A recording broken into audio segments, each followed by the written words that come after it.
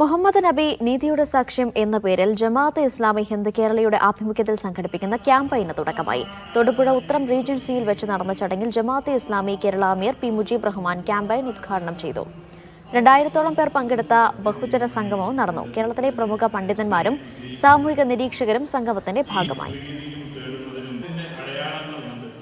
നാം ഈ കാലഘട്ടത്തിൽ ജീവിച്ചുകൊണ്ടിരിക്കുന്ന ചുറ്റുപാട് നമുക്കറിയാം. ഇസ്ലാം എന്ന് പറയുന്നത്, മുസ്ലിം കമ്മ്യൂണിറ്റി എന്ന് പറയുന്നത്, വിശുദ്ധ ഖുർആൻ എന്ന് പറയുന്നത്, മഹാനായ പ്രവാചകൻ നബി തിരുമേനി സല്ലല്ലാഹു അലൈഹി വസല്ലം എന്ന് പറയുന്നതെല്ലാം ഈ കാലഘട്ടത്തിൽ ഇസ്ലാം വിരുദ്ധ പൊതുബോധം രൂപപ്പെടുത്തുന്നതിൻ്റെ ടൂളായി ഉപയോഗിച്ചുകൊണ്ടിരിക്കുന്ന ഒരു കാലത്താണ് നാം ജീവിച്ചുകൊണ്ടിരിക്കുന്നത്.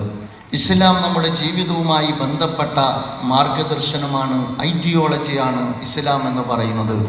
എൻ്റെ ജീവിതത്തിലെ, നിങ്ങളുടെ ജീവിതത്തിലെ ജ്വലിക്കുന്ന വിളക്കായി, ജീവിതത്തിൻ്റെ വഴികാട്ടിയായി, ജീവിതത്തിലെ ഷാഹിദായി, ജീവിതത്തിലെ മുഷബശ്ശിറായി, ജീവിതത്തിലെ മുൻദിറായി അള്ളാഹുവിൻ്റെ പ്രവാചകനെ കാണാൻ കഴിയുന്നിടത്താണ് ഈ കാലഘട്ടത്തിൽ നമുക്ക് പ്രവാചകനോടുള്ള ഉത്തരവാദിത്വം നിർവഹിച്ചു എന്ന് നമുക്ക് പറയാൻ കഴിയുകയുള്ളൂ.